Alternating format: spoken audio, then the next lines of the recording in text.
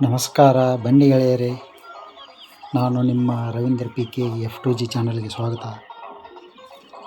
ಈಗ ಇದು ನೀವು ನೋಡ್ತಾ ಇರ್ಬೋದು, ಕಬ್ಬನ್ನು ಹಚ್ಚಲಿಕ್ಕೆ ರೆಡಿ ಮಾಡಿದಂಥ ಒಂದು ಕಪ್ಪು ಮಣ್ಣಿನ ನೆಲ. ಈಗ ಇಲ್ಲಿ SNK ಕಬ್ಬಿನ ತಳಿನ ಹಚ್ಚಲಾಗ್ತಾ ಇದೆ. ಕಬ್ಬಿನ ಗಾಡಿ ಕಬ್ಬನ್ನು ಹೇರ್ಕೊಂಡು ನಿಂತಿದೆ.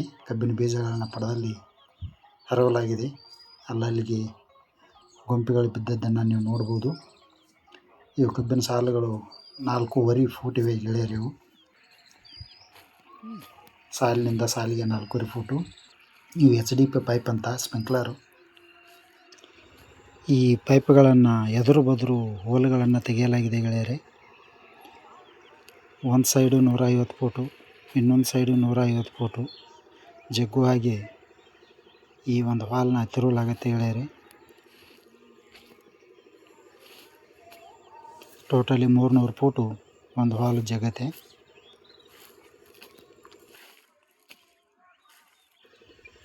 ಇಲ್ಲಿ ಇನ್ನೂ ಒಂದು ಸೈಡು ಕಬ್ಬನ್ನು ಕಡಿದು ಇನ್ನೂ ಮುಚ್ಚಿಲ್ಲ ಗೆಳೆಯರೆ.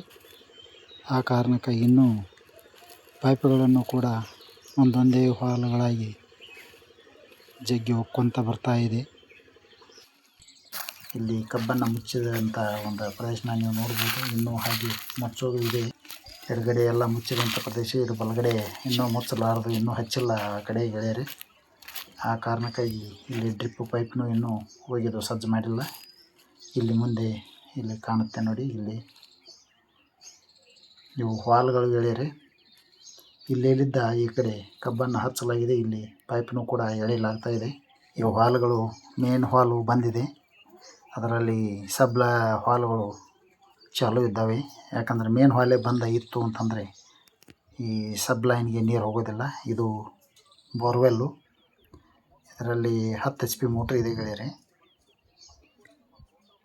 ಇದರ ಮುಖಾಂತರವಾಗಿ ಮೇನ್ ಲೈನಿಗೆ ಬಂದು ಸಬ್ ಲೈನ್ಗೆ ನೀರು ಹೋಗುತ್ತೆ.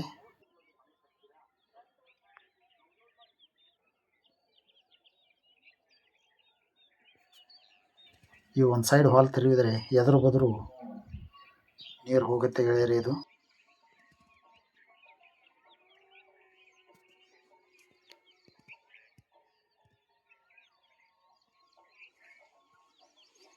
ಇದು ಇದು ಡ್ರಿಪ್ ಪೈಪ್ ಬಿಡ್ತಕ್ಕಂಥ ಇದು ರಾಟ್ಲ್ ಅಂತೀವಲ್ಲ, ರಾಟ್ಲು ಗೆಳೆಯರೆ. ಇದು ಇವುಗಳನ್ನು ಡ್ರಿಪ್ಪಿನ ಪೈಪ್ ತೆಗೆಯುವಾಗ ಮತ್ತು ಬಿಡುವಾಗ ಬಳಕೆ ಮಾಡ್ತಕ್ಕಂಥ ಇದೊಂದು ರಾಟ್ಲ.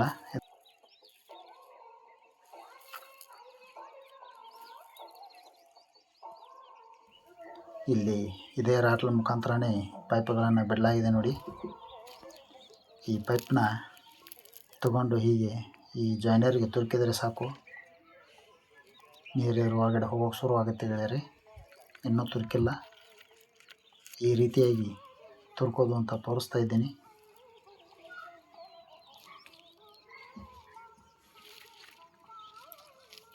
ಇಲ್ಲಿ ಇನ್ನೂ ನೀರು ಬಿಟ್ಟಿಲ್ಲ ಗೆಳೆಯರೆ. ಯಾಕಂದರೆ ಇನ್ನೂ ಕಬ್ಬನ್ನು ಮುಚ್ಚೋದಿದೆ. ಆ ಒಂದು ಕಾರಣಕ್ಕಾಗಿ ಇನ್ನೂ ನೀರು ಬಿಟ್ಟಿಲ್ಲ. ಇನ್ನೂ ಪೈಪ್ನು ಸಜ್ಜು ಮಾಡಿಲ್ಲ. ಇಲ್ಲಿ ಕಾಣ್ಬೋದು, ಈ ಕಡೆ ಇನ್ನೂ ಕಬ್ಬನ್ನು ಒಂದು ಹಾಲ್ ಮಾತ್ರ ಮುಚ್ಚಲಾಗಿದೆ. ಈ ಕಡೆ ಇನ್ನೂ ಪೈಪ್ ಬಿಡಬೇಕು.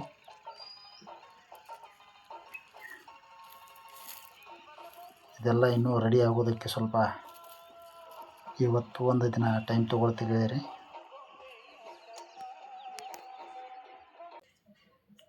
ಇದು ರಾಟ್ಲ ನೋಡಿ. ಇದಕ್ಕೆ ಇಲ್ಲಿ ಬಂಡಲ್ ಇದೆ. ಈ ನಟ್ಟನ್ನು ಲೂಸ್ ಮಾಡಿ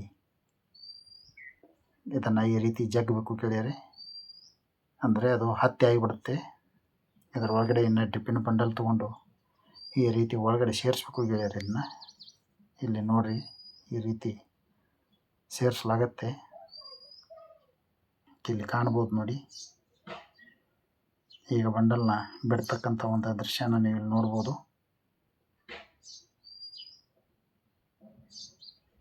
ಈ ರೀತಿ ಒಬ್ಬರಿ ರಾಟ್ಲ ಹತ್ತಿರ ಇರಲೇಬೇಕು. ಈ ಒಂದೇ ಬಂಡಲಲ್ಲಿ 4 ಪೈಪ್ಗಳನ್ನು ಸುತ್ತಲಾಗಿದೆ ಗೆಳೆಯರೆ. ಆ ಕಾರಣಕ್ಕಾಗಿ 2 ಪೈಪಿನ ಒಬ್ಬ ವ್ಯಕ್ತಿ, ಇನ್ನೆರಡು ಪೈಪಿನ ಒಬ್ಬ ವ್ಯಕ್ತಿ ಮುಂದೆ ಎಳಿತಾ ಇದ್ದಾರೆ. ಈ ರೀತಿ ಪೈಪು ಗಂಟು ಬೀಳಲಾರದೆ ತೊಡಕು ಬೀಳಲಾರದೆ ಈ ರೀತಿ ಸಾಲಿಂದ ಸಾಲಿಗೆ ಬಿಡೋದಕ್ಕೆ ಅನುಕೂಲ ಆಗುತ್ತೆ ಗೆಳೆಯರಿ. ನೀವು ಕೂಡ ಡ್ರಿಪ್ಪಿನ ಪೈಪ್ ಅದು ಬಿಡೋದಿದ್ದರೆ ಈ ರೀತಿ ಒಂದು ರಾಟ್ಲನ ಇಟ್ಕೊಳ್ಳಬೇಕು.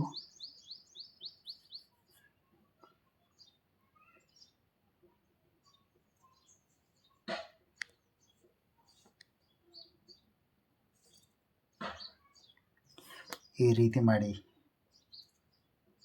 ನೆಲಕ್ಕೆ ಡ್ರಿಪ್ಪಿನ ಪೈಪನ್ನ ಬಿಡಲಾಗುತ್ತೆ ಗೆಳೆಯರಿ. ಹೊಸದಿದ್ದಾಗ ಏನು ಸಮಸ್ಯೆ ಇರಲ್ಲ.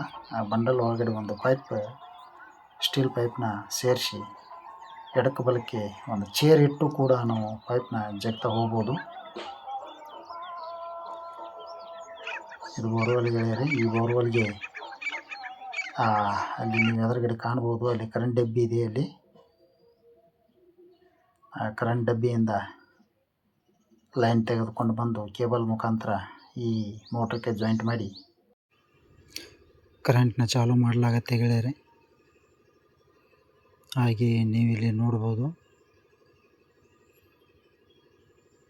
ಅಲ್ಲಿ ಕಂಬಗಳು ಕಾಣ್ತಾ ಇದ್ದಾವಲ್ಲ, ಅಲ್ಲಿ ಸೈಡು ಟಿ ಸಿ ಇದೆ. ಆ ಟಿ ಸಿಯಿಂದ ಈ LT ಲೈನ್ ಮುಖಾಂತರ ಸರ್ವಿಸ್ ಎಳೆ ಜೋಡಿಸ್ಕೊಂಡು ಬಂದು ಈ ರೀತಿ ಸರ್ವಿಸ್ ಎಳೆನ ಹಾಕ್ಕೊಂಡು ಬಂದು ಈ ಡಬ್ಬಿ ಒಳಗಡೆ ತೆಗೆದುಕೊಳ್ಳಲಾಗಿದೆ.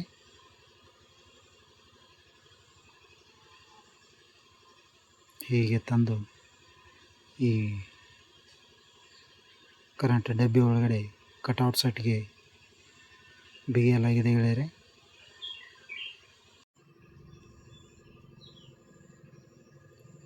ನೀವು ಇಲ್ಲಿ ನೋಡ್ಬೋದು ಗೆಳೆಯರೆ, ಇಲ್ಲಿ ಸ್ಟಾರ್ಟರ್ ಒಳಗಡೆ ಅವು ಸರ್ವಿಸ್ ಎಳೆಗಳನ್ನು ತಂದು ಕಟೌಟ್ ಸೆಟ್ಗೆ ಕನೆಕ್ಟ್ ಮಾಡಲಾಗಿದೆ. ಇಲ್ಲಿ ಕಾಣ್ತಾ ಇದ್ದೇವೆ ನೋಡಿ, ಕಪ್ ವೈರ್ಗಳು, ಸರ್ವಿಸ್ ಎಳೆಗಳು. ಅವುಗಳಿಂದ ಈ ಮೇನ್ ಲೈನನ್ನು ಒಂದು ವೋಲ್ಟೇಜು ಮತ್ತು ಆಂಪ್ಸ್ ಮೀಟರ್ಗೆ ಕನೆಕ್ಟ್ ಮಾಡಲಾಗಿದೆ. ಅಲ್ಲಿಂದ ಸ್ಟಾರ್ಟರ್ಗೆ ಬಂದಿದೆ. ಇನ್ನೆರಡು ಸರ್ವಿಸ್ ಎಳೆಗಳು ನೇರವಾಗಿ ಸ್ಟಾರ್ಟರ್ಗೆ ಕನೆಕ್ಟ್ ಆಗಿದ್ದಾವೆ. ಈ ಸ್ಟಾರ್ಟರ್ದಿಂದ ಒಂದು ಆಟೋ ಸ್ವಿಚ್ಚನ್ನು ಕೂಡಿಸಲಾಗಿದೆ. ಹಾಗೆ ಈ ಆಟೋ ಸ್ವಿಚ್ ಆನ್ ಇತ್ತಪ್ಪ ಅಂತಂದರೆ ನಾವು ಕರೆಂಟ್ ಆನ್ ಮಾಡೋ ಅವಶ್ಯಕತೆ ಇರೋದಿಲ್ಲ. ಅದೇ ನಮ್ಮ ಕೆಲಸವನ್ನು ಅದೇ ಮಾಡುತ್ತೆ. ಹಾಗೆ ಈ ಕೇಬಲ್ಗಳನ್ನು ಜೋಡಿಸಲಾಗಿದೆ. ಈ ಕೇಬಲ್ಗಳ ಮುಖಾಂತರ ನೇರವಾಗಿ ಮೋಟ್ರಿಗೆ ವಿದ್ಯುತ್ ಸಪ್ಲೈ ಆಗುತ್ತೆ ಗೆಳೆಯರೆ. ಹಾಗೆ ಈಗ ಈ ಮೋಟ್ರು ಸ್ಟಾರ್ಟ್ ಇದೆ ಗೆಳೆಯರೆ. ಈಗ ಬನ್ನಿ ಆ ಕಡೆನೇ ಹೋಗೋಣ. ಈ ಮೋಟ್ರ್ ಚಾಲು ಇದೆ. ಇಲ್ಲಿ ಹನಿ ಹನಿಯಾಗಿ ನೀರು ಬೀಳ್ತಾ ಇರೋದನ್ನು ನೀವು ಕಾಣ್ಬೋದು. ಈ ಬೋರ್ನಿಂದ ಮೇನ್ ಲೈನು ನೆಲದಲ್ಲಿ ಹಾಕಿಕೊಂಡು ನೇರವಾಗಿ ಆ ಹಾಲ್ ತನಕ ಹೋಗಿದೆ ಗೆಳೆಯರೆ. ಇದು ನೋಡ್ಬೋದು, ಇಲ್ಲಿ ಮುಂದೆ ಬಂದು ನೋಡಿ, ಇಲ್ಲಿ ವಾಲ್ಗಳು ಮೇನ್ ಲೈನು ಇಲ್ಲಿ ಬಂದು ಇಲ್ಲೊಂದು ಏರ್ವಾಲ್ ಇದೆ ನೋಡಿ, ಬ್ರೌನ್ ಕಲರ್. ಆ ಏರ್ವಾಲ್ ಇದು ಮೇನ್ ಲೈನ್. ಅಲ್ಲಿ ಮಧ್ಯದಲ್ಲಿ ಒಂದು ವಾಲ್ ಕುಣಿಸ್ಕೊಂಡು ಅಲ್ಲಿ ಮೇನ್ ಲೈನು ನೆಲಗಡೆ ಮುಳುಗಿ ಮುಂದೆ ಹೋಗಿ ಎದ್ದಿದೆ ಗೆಳೆಯರೆ. ಈ ಮೇನ್ ಲೈನ್ನ ಸ್ಟಾರ್ಟ್ ಮಾಡಿ ಅಲ್ಲಿ ಅವೆರಡು ಹಾಲ್ಗಳನ್ನ ಬಂದ್ ಮಾಡಿದರೆ ಮುಂದೆ ನೀರು ಹೋಗುತ್ತೆ ಗೆಳೆಯರೆ ಮುಂದಿನ ಹಾಲ್ಗಳಿಗೆ. ಬನ್ನಿ ಅಲ್ಲಿಗೆ ಹೋಗಿ ನೋಡೋಣ. ಈಗ ನೀರು ಯಾವ ರೀತಿ ಬೀಳ್ತಾ ಇದೆ. ಈ 4.5 ಫೂಟಿಗೆ ಒಂದೊಂದು ಸಾಲಿದ್ದಾವೆ. 4.5 ಫೂಟಿಗೆ ಒಂದೊಂದು ಪೈಪುಗಳು ಕೂಡ ಡ್ರಿಪ್ಪಿನ ಲ್ಯಾಟ್ರಲ್ ಪೈಪ್ನ ಒಗೆಯಲಾಗಿದೆ. ಈ ರೀತಿ ಕಬ್ಬನ್ನು ಮುಚ್ಚಿ ಇಟ್ಟು ಮೇಲ್ಗಡೆ ಮಣ್ಣನ್ನು ಈ ರೀತಿ ಹಾಕಿ ಕಬ್ಬನ್ನು ನಾಟಿ ಮಾಡಲಾಗಿದೆ ಗೆಳೆಯರೆ. ಈಗ ಜಸ್ಟ್ ನೀರು ಬೇಕಾಗಿದೆ ಇದಕ್ಕೆ.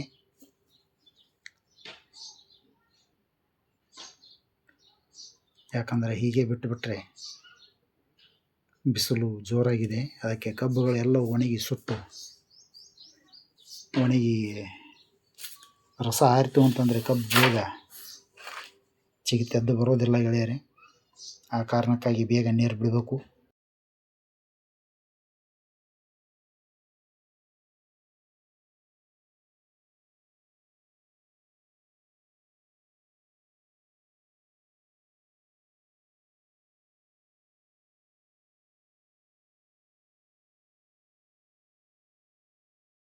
ಬನ್ನಿ, ಸ್ವಲ್ಪ ವಿಡಿಯೋ ಲೆಂತಿ ಆಗುತ್ತೆ. ಹಾಗೆ ನಿಮಗೆ ಈ ವಿಡಿಯೋ ಇಷ್ಟ ಆಗಿದರೆ ಸಬ್ಸ್ಕ್ರೈಬ್ ಮಾಡಿ. ಹಾಗೆ ಬೆಲ್ ಐಕನ್ನ ಒತ್ತಿ. ಆವಾಗ ನೀವು ಸಬ್ಸ್ಕ್ರೈಬ್ ಮಾಡಿದಂಥ ಒಂದು ವಿಡಿಯೋಗಳ ನೋಟಿಫಿಕೇಷನ್ನು ನಿಮ್ಮ ಮೊಬೈಲ್ ಸ್ಕ್ರೀನ್ ಮೇಲೆ ಬರ್ತವೆ. ನಾನು ಮಾಡಿದಂಥ ಎಲ್ಲ ವಿಡಿಯೋಗಳು ಕೂಡ ನಿಮಗೆ ನೋಡಲಿಕ್ಕೆ ಸಿಗುತ್ತವೆ.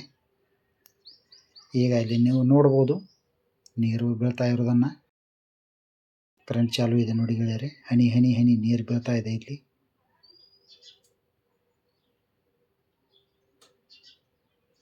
ಯಾಕಂದರೆ ಈಗ ಬೇಸಿಗೆ ಇರೋದರಿಂದ ನೀರಿನ ಅಭಾವ ಒಂದಿರುತ್ತೆ. ಆ ಕಾರಣಕ್ಕೆ ಈ ಡ್ರಿಪ್ ಮೇಲೇ ಈ ಕಬ್ಬನ್ನು ನಾಟಿ ಮಾಡಿ ಎಬ್ಬಿಸುವಂಥ ಒಂದು ಕೆಲಸ ನಡೀತಾ ಇದೆ ಗೆಳೆಯರೆ.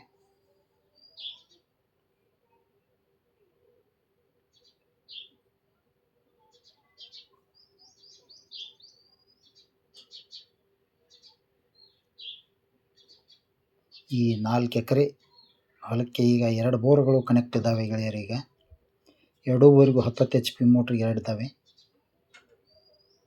ನಾನು ನಿಮಗೆ ತೋರಿಸಿರೋದು ಒಂದೇ ಮೋಟ್ರದ್ದು. ಈಗ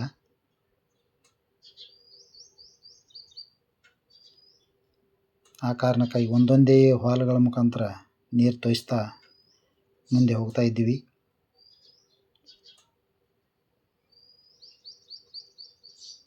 ನೀರು ಒಂದು ಹಾಲಿಗೆ ಜಾಸ್ತಿ ಆಗತ್ತೆ ಅನ್ನೋದು ಗೊತ್ತಾಯಿತು ಅಂತಂದರೆ ಅದನ್ನು ಒಂದು ಸ್ವಲ್ಪ ಇನ್ನೊಂದು ಹಾಲನ್ನು ಸ್ವಲ್ಪ ಚಾರನೇ ಭಾಗ ಚಾಲು ಇಡಬೇಕು ಗೆಳೆಯರೆ. ಇಲ್ಲಿ ಕಾಣ್ಬೋದು ಈಗ ಒಂದು ಹಾಲ್ ಪೂರ್ತಿ ಚಾಲು ಇದೆ. ಅದರಲ್ಲಿ 2ನೇ ಹಾಲು ಸ್ವಲ್ಪ ಚಾರನೇ ಭಾಗ, ಇದಕ್ಕೆ ನೀರು ಹೆಚ್ಚಾಗುತ್ತೆ ಅನ್ನೋ ಒಂದು ಕಾರಣಕ್ಕಾಗಿ ಚಾರನೇ ಭಾಗ ಹೆಚ್ಚಿಗೆ ಆದದ್ದು ಆ ಹಾಲಲ್ಲಿ ಹೋಗಲಿ ಅಂತೇಳಿ ತಿರುವಲಾಗಿದೆ ನೋಡಿ ಗೆಳೆಯರೆ. ಇಲ್ಲಿ ಇದು ಚಾರನೇ ಭಾಗ. ಇದನ್ನು ಪೂರ್ತಿ ಅಡ್ಡ ನೀಟಾಗಿ ಮಾಡಿಬಿಡ್ತು ಅಂತಂದರೆ ಇದರಲ್ಲೂ ಕೂಡ ಫುಲ್ ನೀರು ಹೋಗುತ್ತೆ. ಹಾಗೆ ನಿಮಗೆ ಈ ವಿಡಿಯೋ ಬಗ್ಗೆ ಏನು ಅನಿಸುತ್ತೆ ಅನ್ನೋದನ್ನು ಕಮೆಂಟ್ ಮಾಡಿ ತಿಳಿಸಿ. ಮತ್ತೆ ಮುಂದಿನ ವಿಡಿಯೋದೊಂದಿಗೆ ಮತ್ತೆ ನಿಮ್ಮನ್ನು ಭೇಟಿ ಆಗ್ತೀನಿ. ಅಲ್ಲಿಯವರೆಗೆ ನಮಸ್ಕಾರ ಗೆಳೆಯರೆ.